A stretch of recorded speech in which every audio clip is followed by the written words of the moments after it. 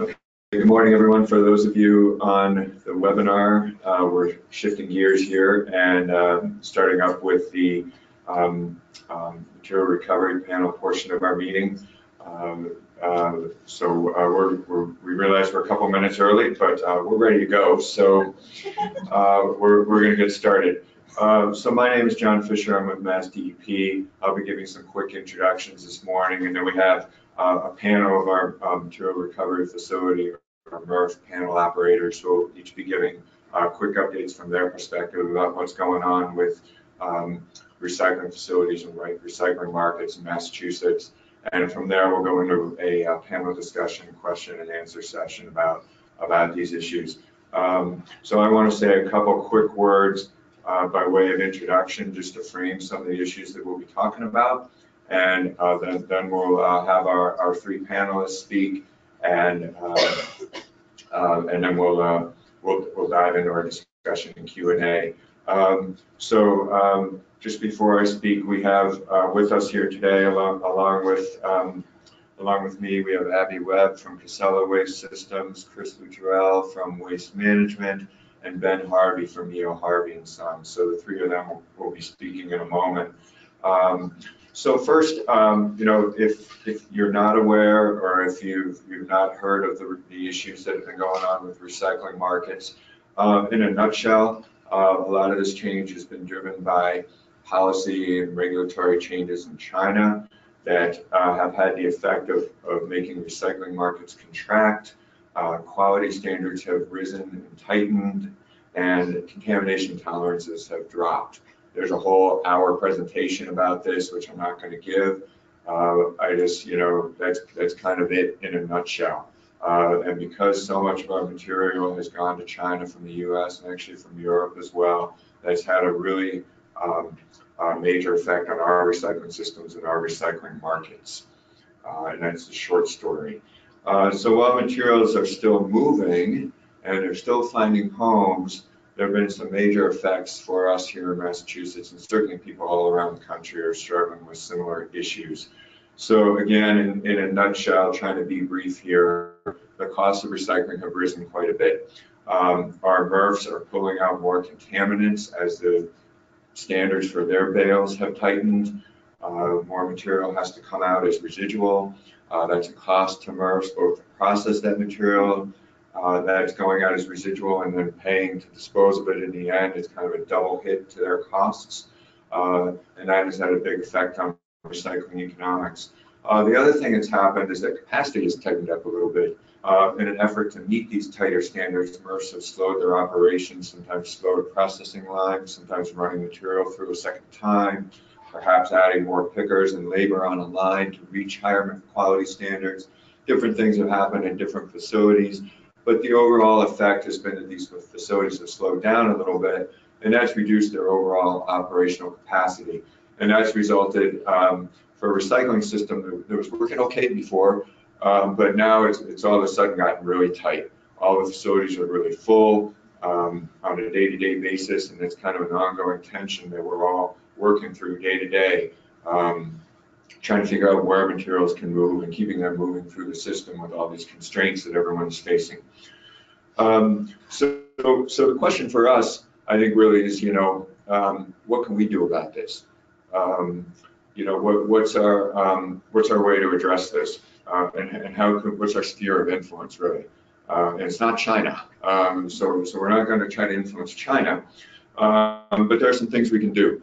And I think, what it boils down to is the number one thing we can do is do a better job of how we're separating our recycling collectively. MassDEP has done a lot of work on this with cities and towns. We have something called the Recycling IQ Kit that's focused on improving quality in our recycling stream and reducing the contamination that's going to these MRFs that they're having to pay to process and then dispose of, which again, double hit to their cost. And we need to be doing the same thing with businesses and institutions. There are a lot of really highly contaminated loads that go to MRFs that are really, really expensive to process. And that's resulting in overall recycling costs that are getting higher and higher. We also have a program at MassDEP called the Recycling Business Development Grant Program. We have 2 application rounds coming up at the end of June and beginning of October. That program is targeted to certain recyclable materials of particular relevance here. The mixed curbside recycling stream, so facility and equipment investments to make those processing facilities more efficient or increase their capacity. We also have had a big drop in glass markets here in Massachusetts, as we had a bottle manufacturing plant in Milford close. It was really our primary outlet for glass. We've been battling that and working to develop glass markets. So glass is also a priority material for this grant program. We're having a lot of discussions with companies that may want to come in to Massachusetts and collect and process glass. We're working these problems, working to address where we feel we have the best sphere of influence. That's, I think, the theme that I want to put out there as we go through this panel. I think we want to think about, having your minds about, what we all can do to make these systems work better, make the economics of recycling better, make the value of the materials better, get the right material going in the right bin, whether it's the organics bin, whether it's the recycling bin, or in some cases, whether it's a trash bin. I think we're going to have some discussions about being really honest with ourselves about where everything fits, given the infrastructure we have. I think that's a hard discussion, but an important one. So to really understand all this, you got to understand the MRFs. You got to understand the MRFs, how they're marketing material, what they can handle, what they cannot handle.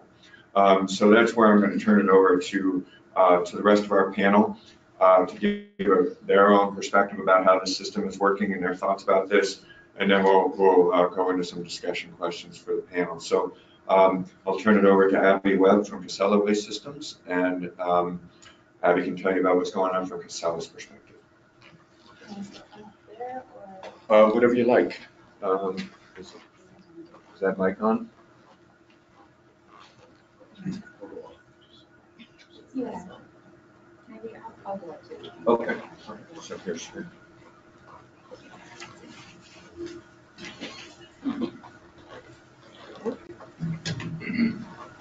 Somewhat shorter than John. All right, well, thank you guys for hosting us here today. It's an incredibly important topic. So I'm glad to be able to represent Casella. I am pinch hitting today. Normally we would have our VP of recycling, Bobby Capadonna, here, but he's all over the place spreading this message. So I'm going to do my best today, and I'll be happy to answer any questions afterwards. If I'm not able to do it here, I'll be available by email. So really quick overview of Casella, if you don't know us. We were founded in 1975 by brothers John and Doug Casella up in Rutland, Vermont. Over the years, they grew this company from one truck to, we now operate in 6 states. Ooh, that's going to be annoying. Sorry, my slides are advancing automatically on me. We now operate in 6 states, 1,900 employees, publicly traded, $500 million plus in revenue. So we've really grown into a big regional player, and I'm excited to be able to tell you guys that we recover over 1 million tons per year. That includes organics and recyclables. This just gives you a sense of where we operate. So we're throughout the Northeast, New Hampshire, Vermont, Massachusetts, New York, and a little bit of Pennsylvania. So getting into the recycling, I think just to sort of echo what John said, we've seen some pretty big changes recently. The 3 that I would say are the most significant, the new Chinese policies have really shaken up the markets. I'm sure my colleagues are going to address this as well. We also had the big glass plant shut down in the Northeast, and then this isn't so much a new development as it is something that's been steadily growing, and that's the rise of contamination in the recyclables mix. So all of these things have sort of come together, perfect storm, to really shake up recycling and make things tough for all of us who are trying to do the right thing with these materials. Specifically, the impacts in the Northeast, we've seen the value of single stream, basically the product that we're producing at our facilities, what the price that we can get for it has dropped 70% over the course of 1 year. So imagine if you're manufacturing something and suddenly, what the public is willing to pay for it or what the market's willing to pay drops 70%. That's huge. So we're working through that. I'll also throw out the the three troublemaker streams that we're working on, the mixed paper, the glass, and frankly the residue, that material makes up 60% of what we're dealing with. So these are things that we're getting no value for currently and actually managing at a cost, and it makes up 60% of the stream. So as far as what we can do about it, I will say that we're looking at this problem holistically. We're looking at what's coming in our doors and how we can influence that. We're looking at the way that we process materials and how we can maybe change our equipment, change our configuration, change our operations. So we're looking at what we can do inside the plant, and then we're looking outside the plant at what are the markets and what can we do to help develop new markets for the commodities that we're moving out. But for today, I'm going to focus mostly on that inbound stream. We've got to fix what's coming in the door, and then hopefully we can whittle away at the other pieces as well. So back to basics. What's acceptable is corrugated cardboard, boxboard, different types of mixed paper. Bob actually asked me to clarify, so I've got plastics up here. We are working with our customers, so we've got number 1 through 7 listed up there, but really it's 1, 2s, and 5s that have the value currently. So we're really focusing on trying to capture that material. The other material we frankly have to do more work as an industry, as a society, to develop markets for those. Those markets are not reliable. Then you've got your metal and aluminum and your glass. So that's the acceptable stream. We also talk about, okay, so what's not acceptable? I'm not going to read through this whole list of stuff. I mean, bottom line, it's everything else. So we need to get into this mindset of, if it's not specifically on the list of it as acceptable, do not put it in that bin. It's not helping anyone, and actually it's really hurting the system at this point.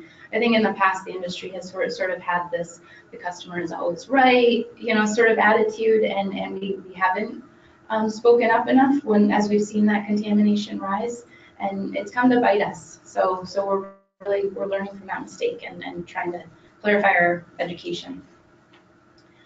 Some contaminants are much more problematic than others. We've identified the 5 that we call, we say these are the worst contaminants for us. These are the ones that put our employees' safety at risk. These are the ones that damage our equipment.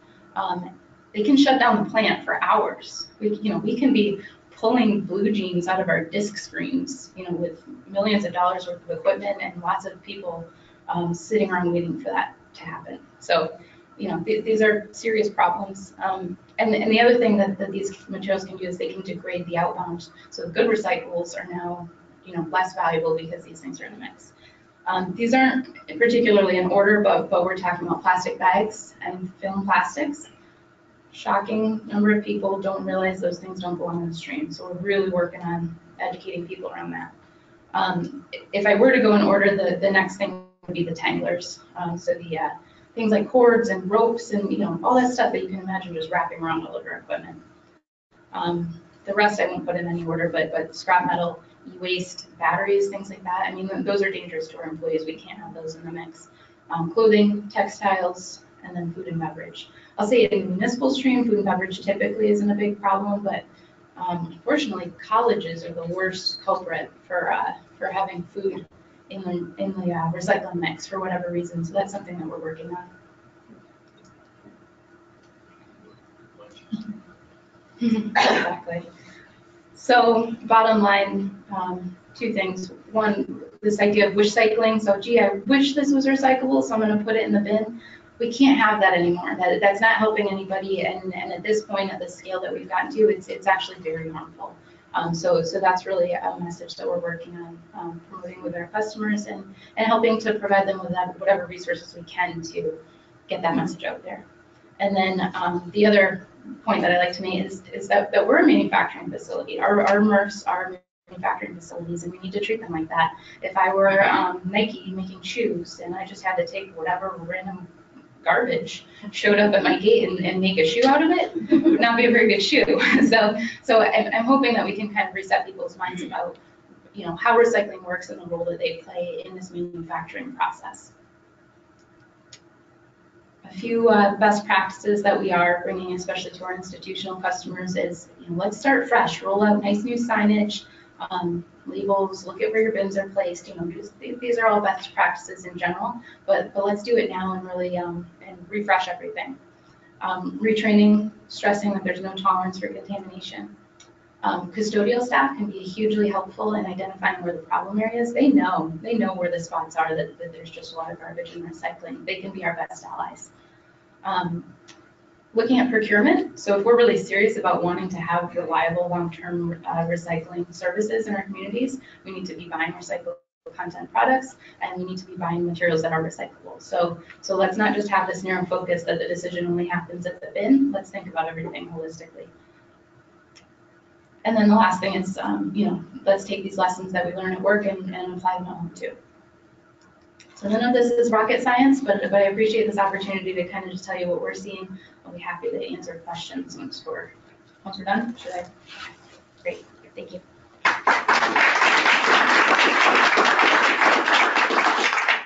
Great, thank you, Abby.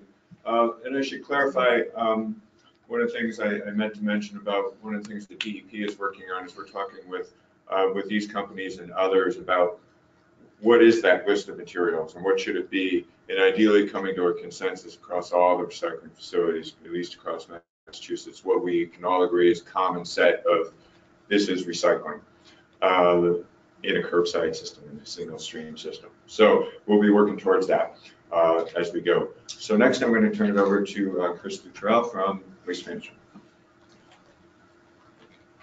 Thanks, John. Forward this one? Yes, sure. Easy enough. Okay. All right, good morning, everyone. How many knew that the number 6 export that our country had in 2016 was waste paper to China? Right? Today it's like 304, right above okra. It's just non-existent going to China. And as much as the markets for paper and glass are tremendously upset, some of what's going on in the recycling industry is self-inflicted. To Abby's point, we've kind of done it to ourselves as a country and as a populace. Just a couple weeks ago, our CEO said something at Waste Expo that hit me when we were talking about part of the problem leading to contamination is the pressure on recycling, and that it's aspirationally good to want to recycle, but aspiration to recycle alone is not necessarily good.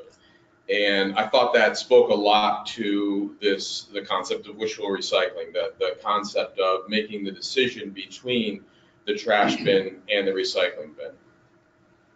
When we talk about what makes something recyclable, you need these 3 components. You got to have the collection mechanism.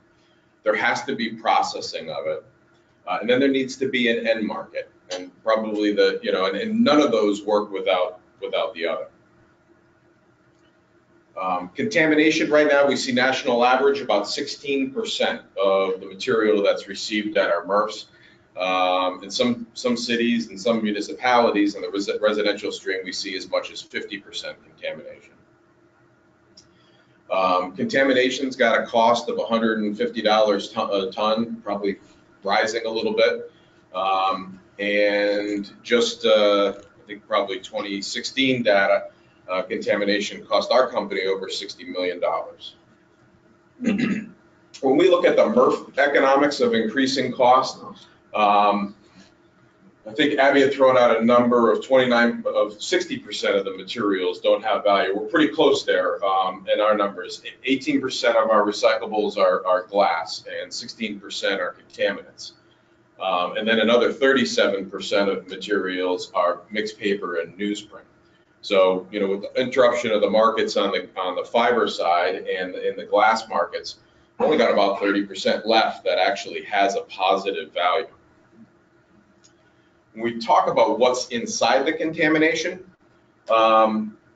it's a little bit of everything. And from kind of a color perspective, when I think about those wedges that are in green, the yard waste, scrap metal, what I would call unacceptable plastics, which is it's the household item that it's throwing the blender in because it's made out of plastic, right? Just throwing the bottom in.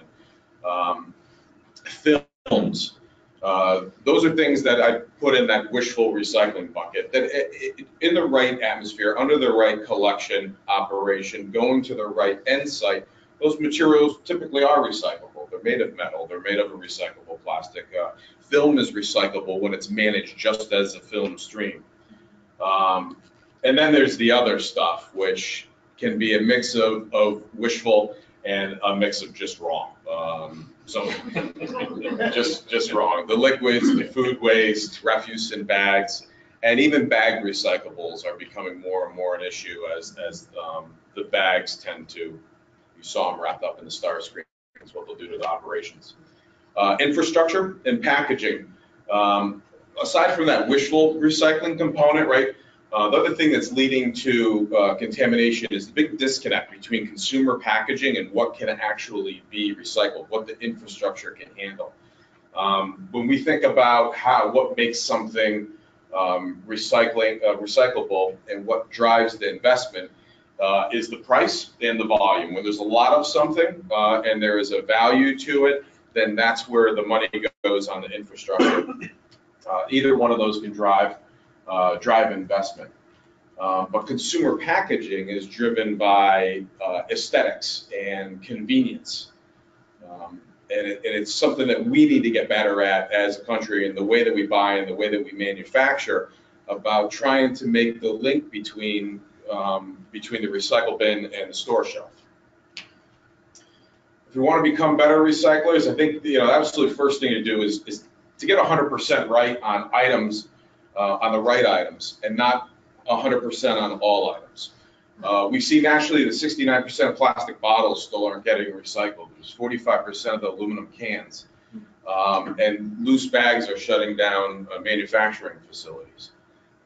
So if we can focus on just getting really good at those basic items that Abby shared with you, those 6 buckets, if we can keep our lids closed on our recycle bins to keep materials dry, and if we can start to think about how we consume, what we consume and how we consume it, and think about sustainability from the purchasing side and not just when we're making a decision at the recycling bin. This will be available on the website. It'll get shared. There's a lot of information in here on the Recycle Often, Recycle Right website, which is something that we developed to simplify the messaging around recycling. It has loads and loads of flyers and brochures and container labels, and they're all downloadable. And I think there's even a little trademark signature thing that allows you to take them and brand them as your own. So they can be branded as Holy Cross University or Casella Waste or whoever. But we did it, we built it trying to look at consumer behavior, simplifying the message, and really trying to drive, stick to real easy concepts that are universal. And then I can waste all sorts of time going through, but these are just a couple of things where the brochures are made and listed to inform. There's also Mythbusters that if someone ever wants to know, well, why isn't that recyclable, it gets into a lot of the details around that. It's helpful that way. That's it for me. Thank you.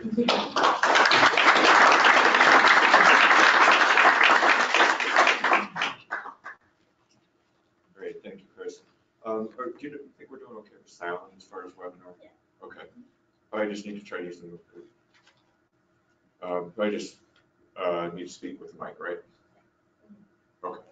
So now I'm going to turn it over to Ben Harvey from E.O. Harvey and Sons. Do you want to walk around? You can grab this mic. I want to run out the back door, but I can't do that. All right. I'll start here. Thank you for having us here this morning and listening to our tale of woe as we move forward. And I appreciate the PowerPoint presentations that Abby and Chris did. I don't have a PowerPoint, but you got a good idea of how our facilities all run. We might have different equipment, but we all face the same issues day in and day out. It's funny being here at Holy Cross. The first presentation I did was back in 1989, so I've done quite a few presentations here. And out of that presentation, we formed our Mass Recycling Coalition. That was the first time that we all got together as a recycling community, and Mass Recycle is still going strong today. At the time that I did that presentation, we were just cracking into office paper recovery programs. And it was all source separated. And I look at my very good friend John Gold in the back, and we preached for years, source separation, source separation, source separation. And we as an industry have, as we compete against each other and we go after more customers, we've gotten further and further into a single stream mixed waste processing and handling of material. And as both Chris and Abby said, this has kind of got us to the point that we are today. And using John's analogy of Apollo 13, we are, I feel, we are on the dark side of the moon right now. And we don't know if that ricochet is going to get us back to where we want to go. It could be our finest hour, but it's pretty dark where we are right now. If you are in this industry today, and I wish there was some bars on the window because I might jump out later on, but we are facing some challenges. So you saw the presentations on how we process and the issues with that. And I think I'm just going to talk a little bit about where I see this thing going. And you know, one of the things we were asked is what changes have we made in our processing to meet the tougher standards of the Chinese regulations. Now, the Chinese regulations are 0.05% contamination. Even if we go back to source separation, we have issues meeting that criteria. So I think we've all tried it, and John mentioned it in his preface. We've done everything we can, slowing our equipment down, adding more labor. We're all probably looking at new technologies that are out there, robotics, optical, to clean up our mix. The manufacturers that make our equipment are working very hard to come up with something that'll make a cleaner pack. But until that happens, we're facing a real issue. And what happens when you slow your line down? Well, it just backs things up. And if you're a facility, in our case, that's taking in 300 tons a day and you're processing 180, it doesn't take long before that well is full and you can't take any more material in. It just backs it up. The other part that was mentioned is certainly the depressed monetary value of the recyclables that we are handling today. So whether it's 60% or 70% or whatever that is, that still goes through our processes. It's very expensive to run this equipment, hire this labor to sort this material out.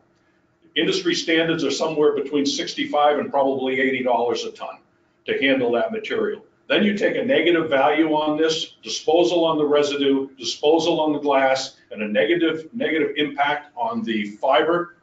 We're running backwards. So we've all tried to go out and renegotiate our contracts. I know we have as a company with our municipalities and with our businesses because of the cost to recycle. And it's very difficult for us to get the message across to our customers that this is now an expensive cost to do this.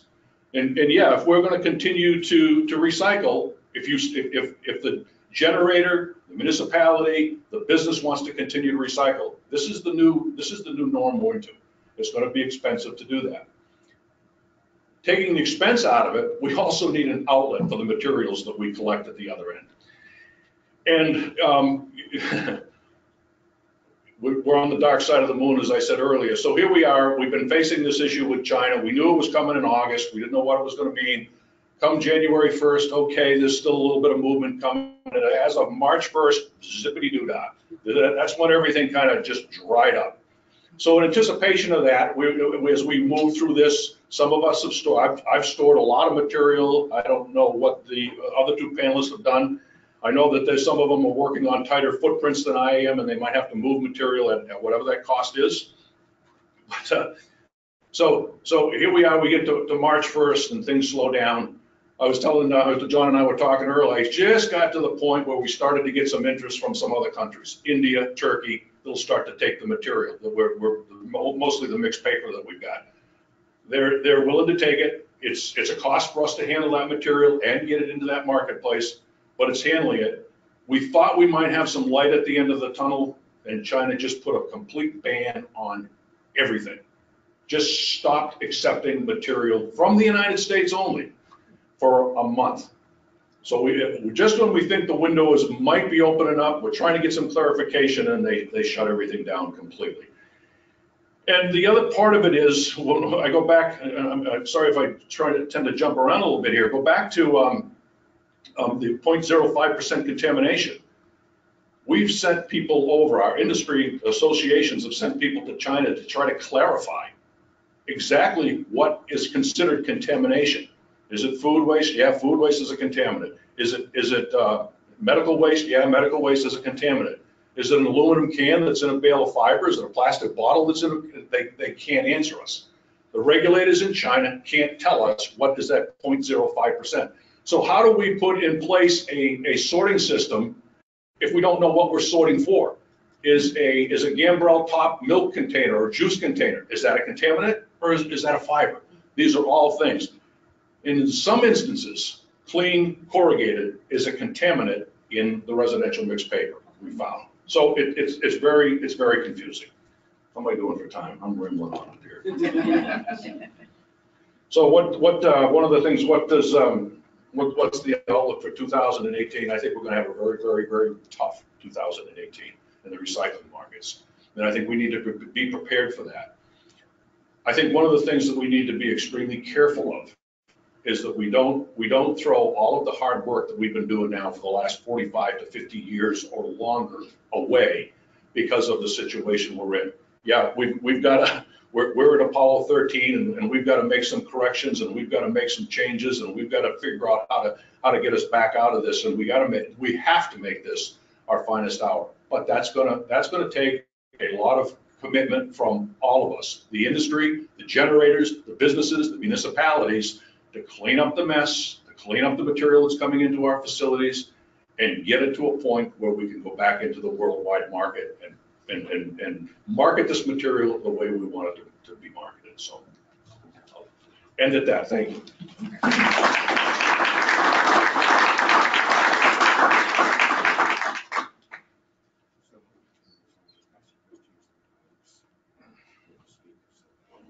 Sure.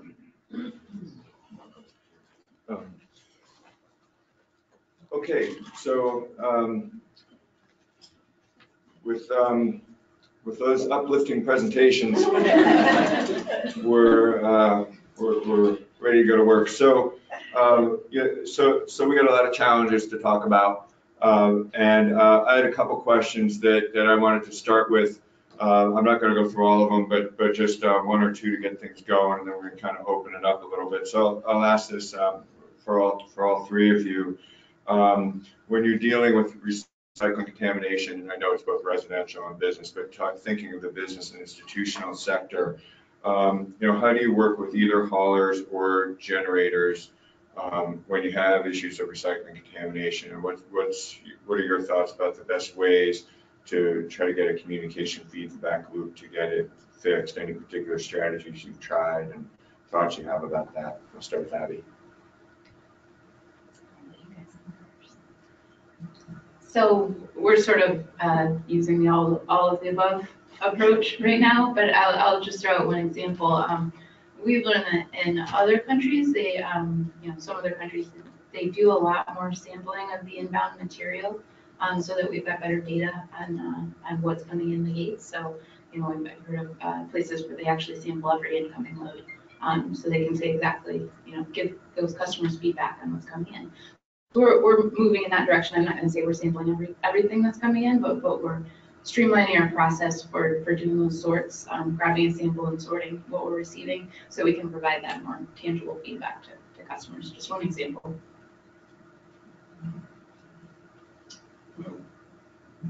We've begun doing a lot of inbound grading at our MRFs of loads that we're receiving at the facilities. Does a couple things. One, the inbound grading process also includes photographs of what the material is, and it allows us to have the data to get back to our customers on which trucks, which routes, which days, and they can then take that information back to their hauling companies, whether they're internal or external, And internally, we've been auditing commercial routes and actually flipping open the bins on commercial recycling containers and making a decision on whether or not they need the can should be pulled as recycling or whether it needs attention by the customer and managing it that way. We're really trying to dive deep, and I think we have to affect change at the business location, at the location of the container. Because once it's on the truck and back at the MRF, there's not a whole lot that you can do with it besides pull it out.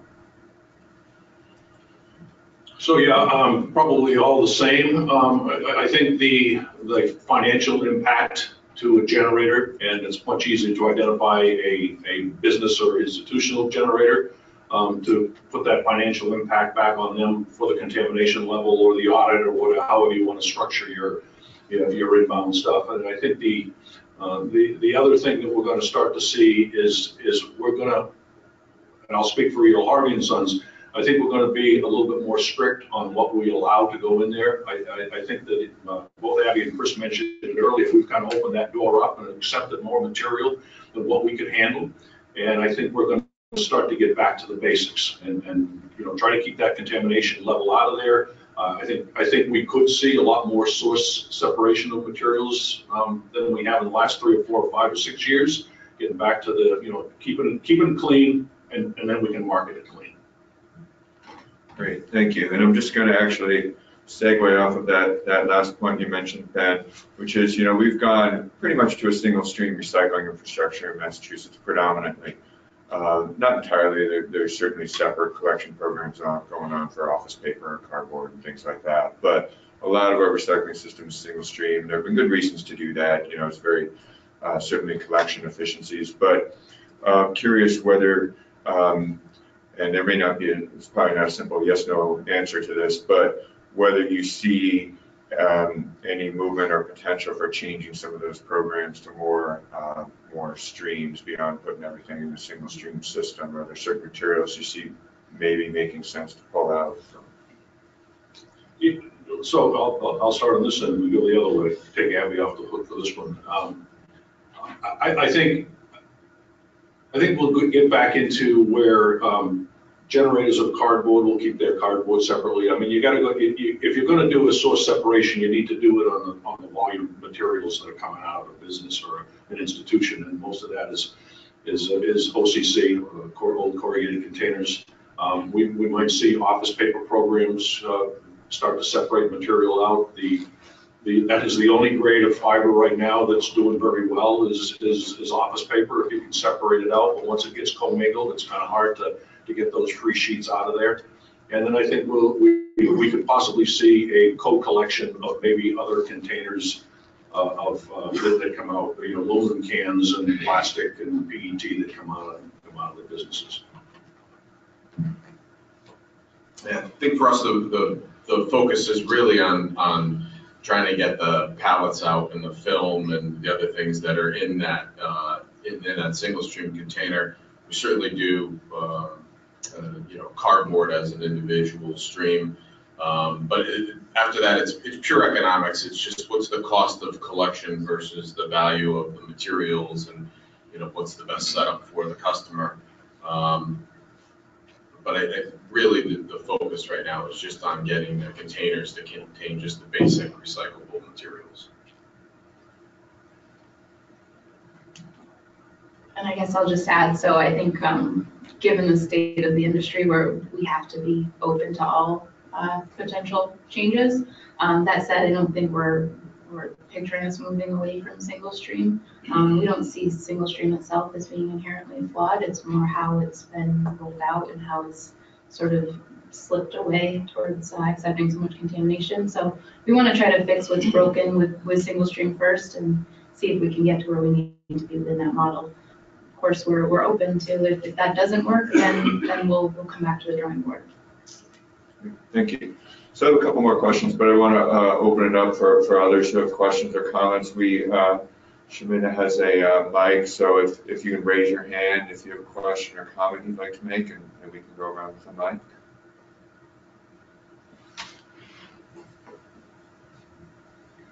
I'm just curious if you're seeing any growth in markets for materials in either Massachusetts, New England, or the US with this change, if there's more people trying to actually purchase the materials and make use of it? I guess it's my turn. Oh, go ahead, yeah, it is your turn.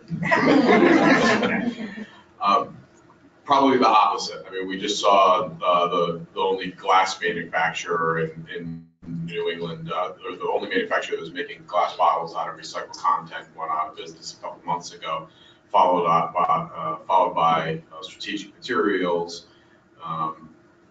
who manufactured our single stream glass for that end use. So we're kind of seeing the opposite. Domestic paper mills, where there's really no growth. There's no growth in New England, and they're very difficult to cite. Communities often see paper mills like they see a waste energy facility or a landfill. So the NIMBYs are out there saying, not for us. I guess I'll just add, part of the challenge with what happened with China was that it was, so fast, such an abrupt change. I'd like to think that we'll see that entrepreneurial spirit rise up in the US, and maybe some new domestic processing capacity will open up.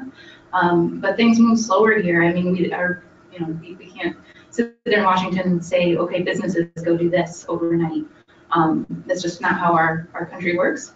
So I think it's just a mismatch. The bans happened overnight, and it's going to take a few years for American businesses to get permitted and funded and built. I'll just add to that from DEP's perspective. I think the one material that Chris mentioned, glass, where we've seen a big drop in our glass markets. That's one where we are working to try to rebound. There's discussions going on with several companies potentially to take glass from Massachusetts. It's not really happening yet, but there's discussions in the works. And it's one, that all three of our panelists mentioned as a significant chunk of the tonnage that has a significant drag on the facility economics. So we're hopeful that the glass markets will start to improve over the next, I'm not sure exactly how long.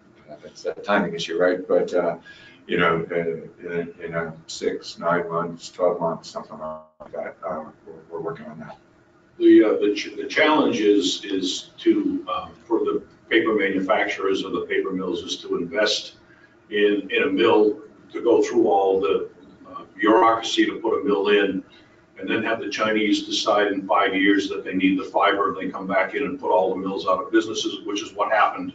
When they came into the market strong, they just had a lot of power, a lot of buying power, and all of the small little mills that were in the country are gone. Yeah, there's big mills, and maybe there'll be some mills that'll be developed, but it's not going to develop to the point of these 6 million tons of material that was going into China prior to this.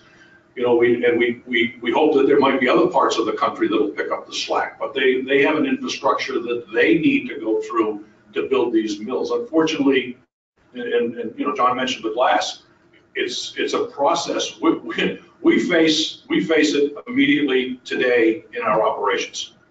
We can't store this material until somebody decides to build a paper mill, or somebody comes in and decides to use the glass or plastics or any of the other materials. We deal with it right now, right today. Can't stop it coming in. We've got to find something to do. So that's the challenge. But the other challenge is, who wants to invest $60 million and be put out of business if China comes back in and gets that demand going again? I think that's an important point too, is right now the problem is China not taking materials, but there's also the unpredictability of this, because there's some people who speculate that could change, that their economy will have a need for the material, they won't be able to source enough domestically, they'll want our paper, they'll want our plastic again, and if someone goes out there and spends millions, tens of millions, $hundreds of millions on a facility to compete at a certain price, and then China comes back into the marketplace and flips it all over again, then that's a tough climate to develop a facility. And so I think it's wise to be a little to proceed cautiously, and that slow pace probably isn't such a bad idea if you're putting a lot of money in the facility. You want to make sure you are comfortable with a range of material values that you can operate in to be successful. Because if you're not, if you're going at this current market state, you might end up failing. Is there another question? Oh, okay. Jamie? Jamie Cayley, Recycling Works and CET. This is, I know it'd be a drop in the bucket, but I'm just kind of curious. John, you were talking about there's now like an overcapacity for composting. I didn't know if this material, obviously we're not going to be able to deal with all of it or, you know, what percentage, but, you know, are there any opportunities to divert some of this cleaner material for composting in some of these facilities that are looking for, I know that a lot of them are looking for food waste, but could some of it be composted? I was curious. Any takers? It's definitely something we've looked at. And we don't have any specific examples where we're doing it yet today, but again, like I said, we're sort of trying to look at it blank slate, what options are out there, and at the end of the day, paper and glass are, you know, came from the earth and could be put back in the earth. So you know, from that very abstract sense, it is possible. The technicalities of it are what we're working through. I have been approached by more people that have ideas on how to use this stockpile of materials. And I don't know if any of these technologies are really home runs, but unfortunately, I've done a whole bunch of different articles and it's gotten national coverage that I didn't really need, but I got it. And so I'm getting all kinds of different opportunities of people who want to turn it into pellets, and they want to turn it into coal, and they want to harden it, and to Abby's point, they want to make more compost out of it. It's just what is the mix of compost? If it's going for anaerobic digestion, which is where we see, going back to what John was saying earlier, where we see the demand right now in the Commonwealth is more anaerobic digestion, and I don't know what this paper and fiber adds to that. The BODs, Abby knows more about it than I do, but there are certainly challenges. And if you, going back to the paper mills, if you make that change, is this going to be a long-lasting change, or in 3 months or 4 months or 2 years, are we going to be back doing traditional recycling? And I guess I'm a traditionalist.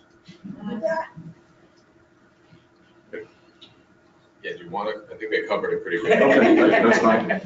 Okay, where's our? We've actually got some on the webinar here. Oh, okay. So we've got a question here. That, do you have any suggestions for material types, packaging that people should seek out and try to have more of their materials of a certain variety, and also on the converse side of that they should avoid? I think just being conscious of what's available out there. You know, I know that I was surprised this Christmas when an Amazon box arrived at the door and there was no shelf packaging in the box. It was the box with the toy loose inside of it, and there was some corrugated cardboard ribbon paper that kind of held it in place. But when I asked my wife about it, she said there was an option that she could select to not have it come in the consumer packaging. So I think that, you know, certainly that company is showing a sustainable consciousness, if you will, to say, geez, what can we be doing differently? And I think we'll get there. There's more of that, but I think the more that we take advantage of those type of things as consumers, the more prevalent they'll be, the more available they'll be.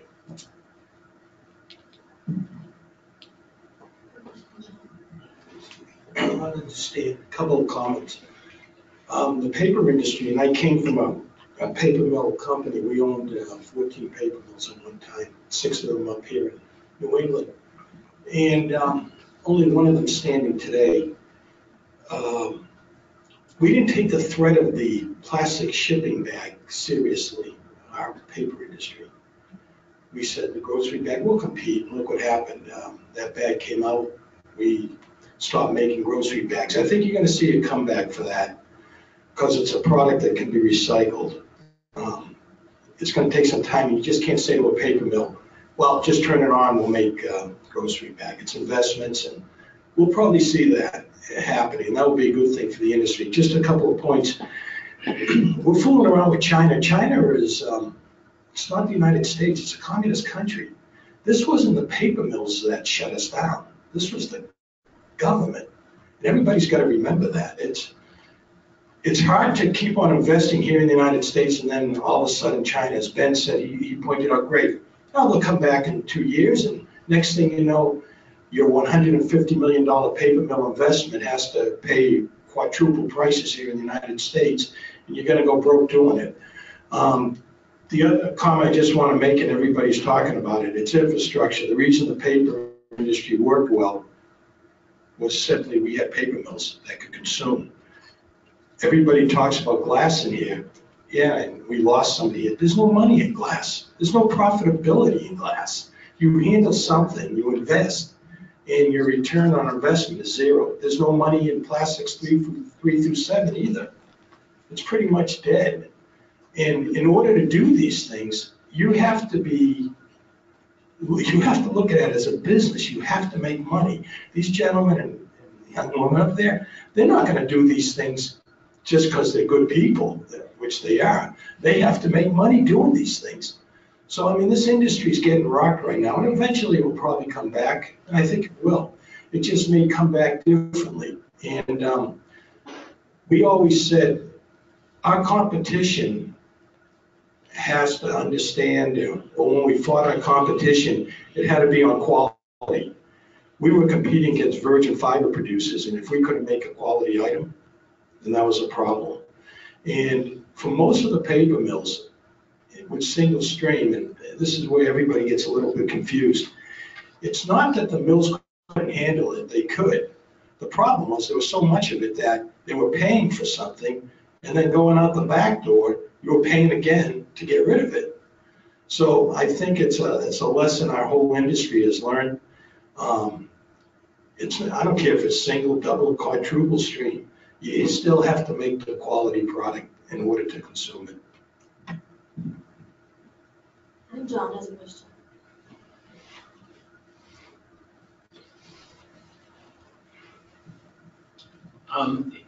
We all work in this industry in one way or another. You know, we produce the stuff at college.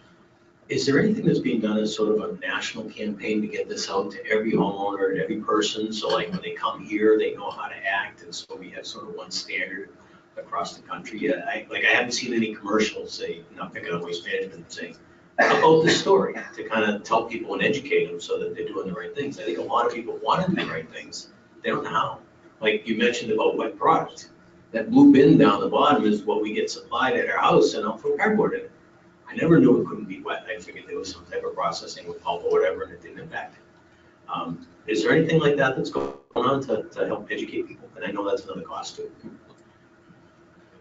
Well, certainly locally, the industry is engaged in an effort with Mass DEP to create one standard acceptable materials list. A lot of the problem around education of single stream is that it's not the same across the country. But the basics, and certainly in Massachusetts, when we look at it regionally, the basic acceptable items are the same across all of our facilities and match our capabilities. So we've got a meeting coming up at the end of May to try to formalize what that acceptable material list, and then we can use the hopefully the strength and the money of Mass DEP to support that advertising, that promotion of that acceptable materials list. So we'll all be using and working off the same sheet of paper. And just No to add to that, from Mass DEP's perspective, we recently hired a public relations and marketing firm that's going to connect with several of these initiatives with our municipal recycling IQ kit, and then with this universal recyclables list that we're working on to roll out outreach and education channels to support and try to leverage this information and get it out there more extensively, both to residents but also to businesses and institutions. We do expect to work through Recycling Works also to do that on the business and institutional side. So we realize there's a need to get better messages out there, but I think we got to step back and make sure we understand what the message is first and get the message right before we start broadcasting it. And once we get the message right, then we can move to the next step to start getting that word out. But getting it out consistently, and also then we'll be getting out the same information with the recycling, in concert with the recycling industry. So we'll be speaking with one voice. That's the goal. So along those lines. Sorry, can you just grab the mic? So Abby, I saw that you had on your like sort of no list item, or the no items was like disposable food containers from restaurants, I'm assuming. And I know that styrofoam has obviously sort of really been phased out, and it's really looked at as a negative. So you see all these progressive institutions like restaurants in Boston and such, and they've all moved to sort of either cardboard or plastic containers. And obviously there's not a lot of these restaurants have compostable streams, so there's no reason to purchase compostable containers. So I guess I'm asking, as a consumer, what sort of type of container, of disposable containers is the industry recommending, because you go from Whole Foods where they have both cardboard and plastic, and it just seems like there's no real standard. And is styrofoam actually better in that case?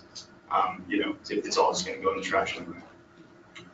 Yeah, it's a good question. I think in general, the problem with food packaging isn't so much the packaging, it's the fact that there's food on it. So no matter what it's made out of, it's going to be a recycling challenge. It shouldn't be in the mix if it has food on it.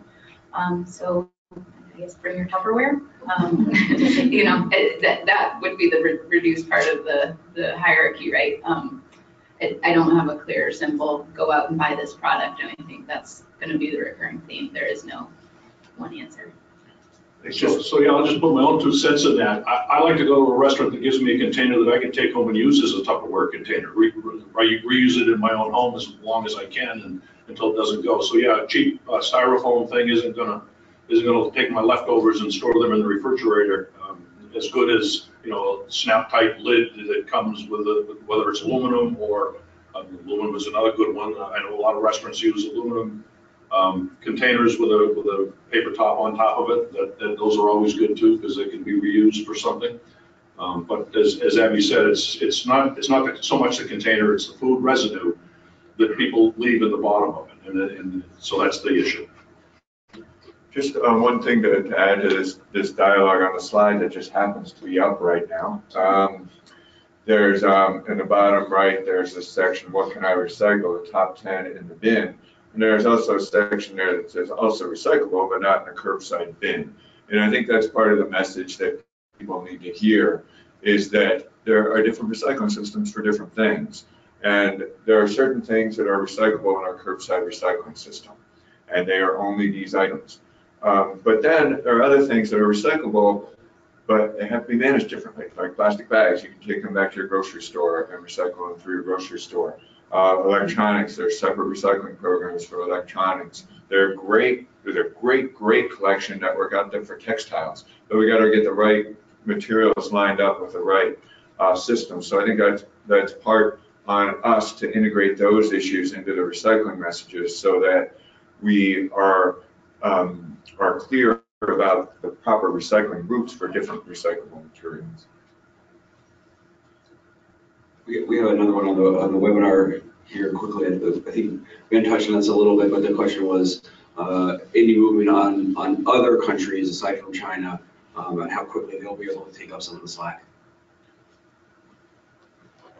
We are seeing some interest in other countries, but it goes back to the infrastructure, investing in it. The other countries have limited capacity, and as we have all started to move material into those limited capacity marketplaces, whether it's India, whether it's Turkey, whether it's Korea, Indonesia, those markets are filling up extremely fast, and we feel that India is just months away, and I don't know whether Chris is feeling the same thing about being full. They're just not going to be able to move the material. There's still a demand for the type of papers that the paper mills in China were making because they still have product that they need to ship out of their country back to the United States. So there is a lot of mills that are making boxboard, fiberboard to ship into China for them to package the material and send back out. But it's taking a while to develop that infrastructure as we move forward too. And unfortunately, because it's an oversaturated market, the depressed pricing is I think what's impacting us as much as not having that outlet. Yeah, I think probably the other piece of that's going to take some time to develop is when you think about our trade deficit with China, it was actually, that was a benefit to the recycling industry because there was a surplus of empty overseas shipping containers at our ports that we can move waste paper back to China. We don't import nearly that kind of volume from India, Malaysia, Thailand, Vietnam, where there are some paper mills. So when you want to ship material to those countries, you're essentially having an empty container shipped to our port to fill up to then ship back. And often you're going through a couple different ports and countries before it gets there. And which means that the transportation cost on that paper is what really drives it into a negative, a cost for us to move paper. Mark Harvey again from Paper King in Worcester. Ben, you had mentioned technologies, robotic, optical technologies in the sorting process coming online in the future. I'd like to hear about maybe how far away you think that may be and if it's a viable business opportunity. It's here. It is here now. The equipment manufacturers the optical has been around. All of us have some type of optical in our facilities. Robotics is the newest one, but it's here today. And if any of us wanted to invest in robotics, we could have something on our lines, by the end of the week if they could make it that fast. So it's here.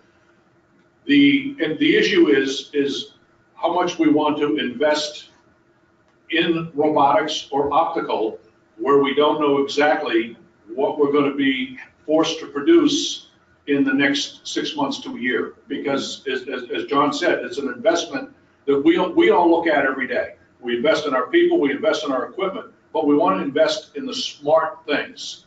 And so that's more of it's more of the investment in what we're going to be making than it is having the technology. The technology's there, and it's pretty good at technology. I'm waiting to see some of these. I don't know if you guys have gone out and seen the robotics. I've seen videos of robotics. There's a big plant that they're building down outside of Charleston, South Carolina. BHS is who manufactured our equipment is the one that's doing this. But it's here today.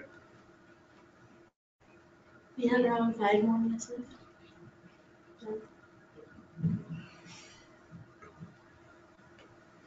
Waste to energy, not anaerobic, but incineration. It's already existing, it's already there. Is this a potential savior? Should I just say back to basics, keeping it simple right now? It's a demand for it. It's existing. We're all just going to sit back on that one and let John answer this one. I wanted to put it out there because there it is. Yeah, I mean, waste energy is a disposal option in the Commonwealth of Massachusetts as it is across the world. The Commonwealth bans the disposal of certain materials, and one of those is fiber, and that can't go to waste to energy unless we get a waiver from Mass DEP.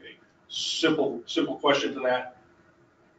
Yes, it makes sense when we don't have markets to do it, but that's me. Yeah, I think it maybe makes sense in a short window of time. I mean, the fact of the matter is our waste energy facilities in Massachusetts are full. Our landfills in Massachusetts are full. We have 2 more sizable landfills coming offline in the next 12 to 18 months. And collectively, we manage about 2,000 tons of recycling a day, 43% of which is paper, give or take. Right? Yeah. So we need recycling to work, is what I'm saying. And I think we're already in that, Mason-Dixon line where you see recycling costs start to mirror and match MSW costs. And we can't, once you kind of, you send it to the disposal, you're not going to get it back. It's a tricky situation. We are walking a tightrope right now, to Chris's point, and we've invested in the equipment to process recyclable materials, and we need to get that investment back out of it. And yeah, the simple thing would be to say, okay, let's shut our doors today and not take any more material in. But what do we do with our investment? We need to make this work. And short term, as Chris said, is a great viable option. And I think that we have seen Mass DEP grant waivers to different generators to have their material go to disposal. But we can't stop it altogether. We want that, and we think we want it in the future. We'll see when we come around the moon and get back into the light whether we want it or not. But I'll put on my, so I'm our director of sustainability, so I'll put on that hat for a second. I think we need to ask ourselves why we recycle, and one of the reasons that we talk about, a lot of people is they want to see it go back into products, and if your goal is climate protection, if you're worried about climate change and you want to see reduction in greenhouse gas emissions, look at that life cycle analysis of recycling. The benefit comes from getting recycled materials back into new products. Getting into energy is better than nothing, I guess. But I would debate that actually. So take that back. But so the benefit comes from getting it back into new products. So I think I'll just leave it there. Is glass an exception? From a greenhouse gas standpoint? Okay. So I'll weigh in too. So as far as waste to energy being an option for managing our recyclables, I would say 100% unequivocally, if I could say that, no. So we believe there are a lot of recyclables out there that have a lot of value and can be managed very effectively and diverted and achieve all those reasons that Abby's talking about. So, we're bought into the recycling system, we're bought into the composting system, the anaerobic digestion system. We believe that's an answer for a large portion of our materials. Like Chris had a slide earlier showing all the plastic bottles left in the waste stream, showing all the aluminum cans left in the waste stream. I could show you some pictures of cardboard left in the waste stream. There's perfectly good cardboard. So we have a lot of good recyclables that are going in the trash. But unfortunately, we also have some trash that are going in our recycling stream. So the systems are there to manage both of those. And that's really what we just need to get straight, is we need to get the right stuff going to the right place. It sounds simple, it's a little harder than that in practice, but that's the answer. Then we have a separate set of questions that's beyond that about where do we go with our management capacity for recycling or for trash. And that's the place to talk about waste to energy, landfilling, transfer, and other potential technologies, and what's the right way to manage the materials that can't be effectively recycled or composted or digested. There's a separate side discussion there, but for recycling, we believe all the ingredients are there. We believe the materials are there to be had. And we believe the systems, Ben just talked about sorting technology, the systems are there to manage it. The trick is getting all that stuff lined up properly. And we've slipped a little bit. We've slipped so that the wrong stuff's going in the wrong place. And that's what we got to fix and get back to that, because that's kind of bottom line for us. We're a little over. Why don't we take one more question, and then I'm going to give a chance for people to make concluding comments. So I was just curious, do you think our industry is ready to put some pricing pressure back to the base generators?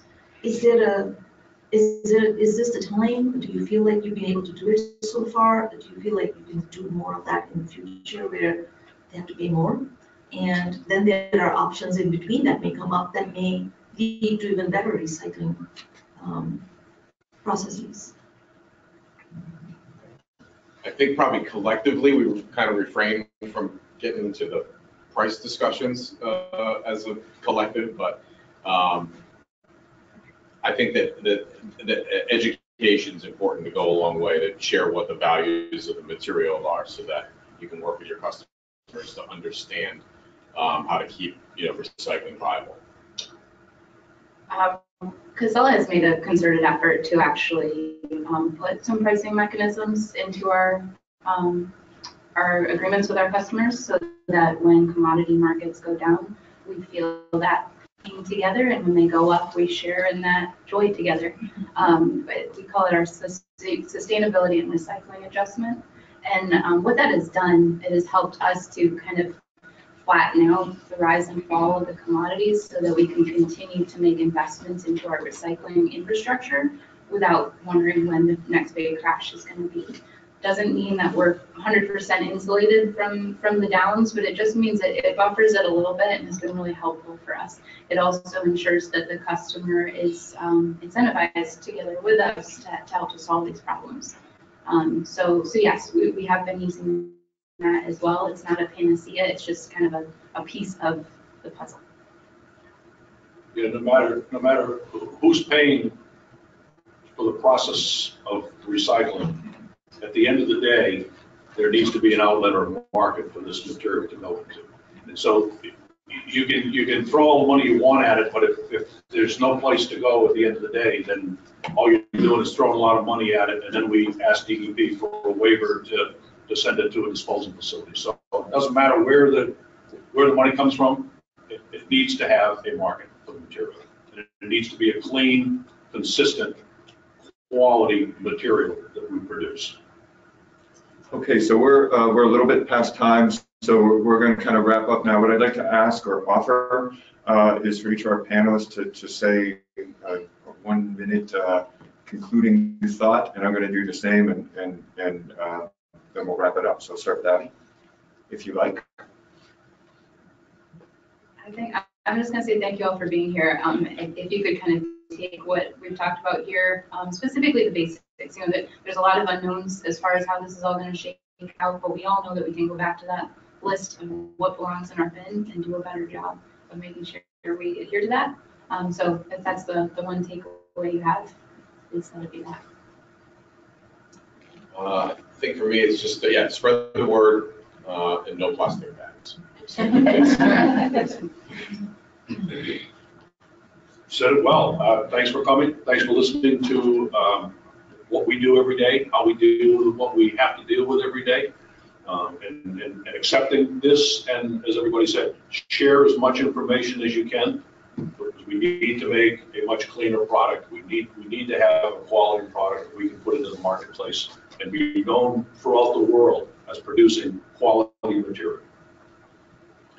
Great. And just one more comment to kind of try to wrap a couple of these things together. At the beginning, I talked a little bit about our sphere of influence, kind of thinking about what we can control and what we can influence. There's a lot of uncertainties going on around this, but I think the one thing that everyone can agree on is it's better to have our recycling be cleaner, higher quality recycling stream. And so that's really what I think the area, at least in the short term, but also the long term, that we all can really focus on and make a positive difference with this whole system. So that's what I'd encourage people to take away from this and think about. We're going to keep on plugging away on all these issues, but it's safe to say that the whole system is going to be better if we have less contamination in the recycling stream, and we're getting cleaner, higher value materials provided to our MRFs, that they in turn can produce cleaner, higher quality materials at a lower cost and more efficiently. And that's really, I think, the point we're working towards right now. So if you could just join me in thanking our panelists for being here today.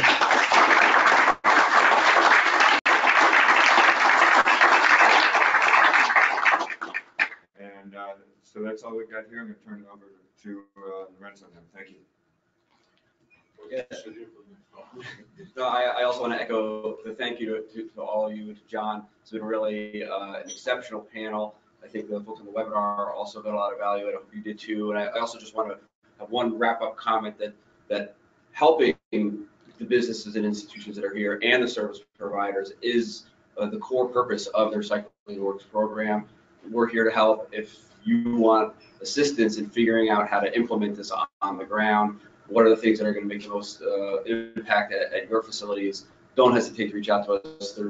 If our Recycling Works team can kind of raise hands, there's lots of us here to help. We're happy to talk about it, and that's what we're here to do. And that's why we also wanted to have this panel to get more of that information out there. So thank you all very much. Really appreciate your input.